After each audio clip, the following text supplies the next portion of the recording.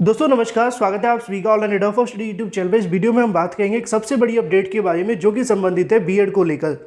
उत्तर प्रदेश के बीएड छात्रों की अगर बात की जाए 20 से 22 लाख छात्रों की संख्या हो सकती है और इन सभी बीएड और टीईटी पास छात्रों को एक बड़ा झटका लगता हुआ दिखाई दे रहा है।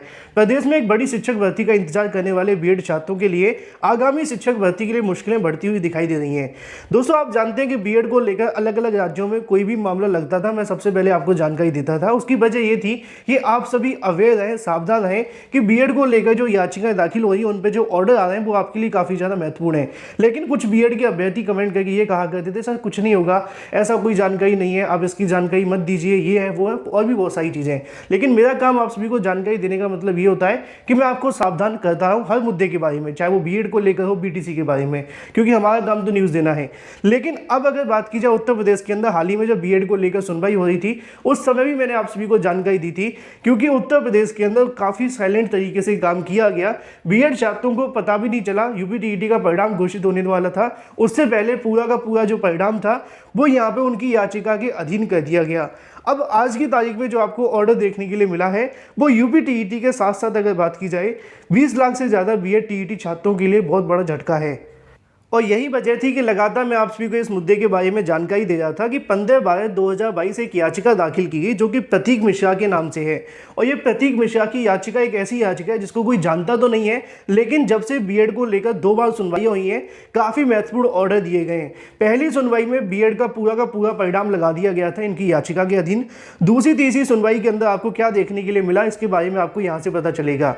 लेकिन मैंने आपको बताया था कि अगली जो सुनवाई होगी वो 16 तारीख को होगी, मतलब कि 2 दिन के बाद में एक बार फिर से इस मुद्दे को लेकर सुनवाई होने वाली है। यहाँ पे दोस्तों आप सभी को देखने के लिए मिल जाएगा ये जो पिटीशन दाखिल की गई है वो आप सभी के सामने देखने के लिए मिल जाएगी बीएड के रिजल्ट को लेकर। आप जानते हैं कि यूपी टीईटी के अंदर 2021 में बीएड अभ्यर्थी जितने भी यहाँ से सम्मिलित किए गए थे जिसकी परीक्षा 23/1/2022 को करवाई गई थी सुबह 10:30 बजे से लेकर 12:30 के बीच में, उसी को लेकर 125 के अंदर बीएड छात्रों को एलिजिबल किया गया था।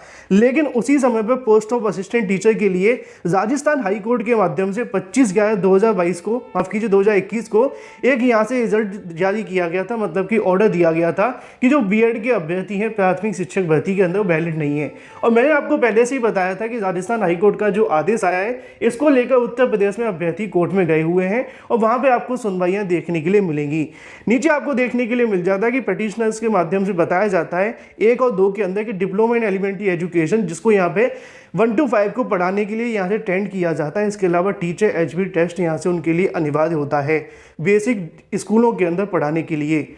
जैसा कि आपको यहाँ पे भी देखने के लिए मिल जाएगा कि डीलेड करने वाले अभ्यर्थी, साथ ही एनआईओ से डीलेड करने वाले अभ्यर्थी या फिर जो बीटीसी अभ्यर्थी हैं वो टीईटी क्वालिफाई हो जाने के बाद में सभी यहाँ से कहीं ना कहीं क्वालिफाइड हो जाते हैं असिस्टेंट टीचर के लिए, जैसा कि यहाँ देखने के लिए मिल जाएगा अकॉर्डिंग टू एनसीटीई के माध्यम से। लेकिन अगर बात की जाती है नोटिफिकेशन ऑफ एनसीटीई 28 जून 2018 को एक नोटिफिकेशन जारी किया जाता है जिसके अंदर जानकारी दी जाती है कि बीएड कैंडिडेट जो कि यहाँ पे एलिजिबल नहीं हुआ करते थे प्राथमिक शिक्षक भर्ती के अंदर प्राइमरी में, उनको भी यहाँ से एलिजिबल कर दिया जाता है 28/6/2018 को। लेकिन यहाँ पे ही सारा का सारा मामला फंस जाता है क्योंकि 28/6/2018 का जो आदेश है उसको यहाँ से चैलेंज किया गया राजस्थान हाईकोर्ट के अंदर और राजस्थान हाईकोर्ट के माध्यम से इस मुद्दे को यहाँ से रद्द कर दिया गया। पूरे के पूरे आदेश को यहाँ से रद्द करते हुए राजस्थान हाईकोर्ट के वाइड जजमेंट 25/11/2021 को पास किया गया था, उसमें जानकारी दी गई थी कि जो एनसीटीई के माध्यम से नोटिफिकेशन जारी किया गया था उसको सेट असाइड कर दिया गया। 28 जून 2018 वाला नोटिफिकेशन सेट असाइड का मतलब होता है कि उसको हटा देना, रद्द कर देना, निष्प्रभाव कर देना या जो भी आप समझना चाहें। नीचे लिखा है कि B Ed degree holder could not be eligible for appointment to the post of assistant teacher at the primary school. मतलब यहाँ पर कहना है कि जो बीएड के छात्र हैं उन सभी को प्राथमिक शिक्षक भर्ती के अंदर एलिजिबल नहीं किया जा सकता है, जो कि आप सभी को देखने के लिए मिलेगा असिस्टेंट टीचर के लिए 1 to 5 के लिए, मतलब कि प्राथमिक के अंदर। नीचे लिखा है कि Rajasthan high court conclude that aforesaid notification 28/6/2018 was unlawful. मतलब राजस्थान हाईकोर्ट के माध्यम से कहा गया कि 28 जून 2018 को जो नोटिफिकेशन जारी किया गया था पूरे तरीके से गैरकानूनी था और ये जो नोटिफिकेशन जारी किया गया था वो आप सभी के सामने देखने के लिए मिलता है कि केंद्र सरकार की पावर के अंडर में यहाँ से जारी किया गया था। इसके बारे में जानकारी ऊपर भी लिखी हुई है। इन शॉर्ट अगर कहा जाए तो यहाँ पर राजस्थान हाईकोर्ट के कुछ ऐसे पॉइंटों को लगाया गया है जिसके आधार पर बीएड को यहाँ से बाहर करने के लिए राजस्थान हाईकोर्ट ने गलत माना था। उन तमाम चीज़ों को उत्तर प्रदेश के ऑर्डर के अंदर भी लगा दिया गया। यहाँ पर भी आपको देखने के लिए मिल जाता है, जैसा कि आप सभी को देखने के लिए मिलेगा कि एनसीटी के माध्यम से उस मुद्दे को लेकर सही तरीके से एक्सरसाइज नहीं किया गया।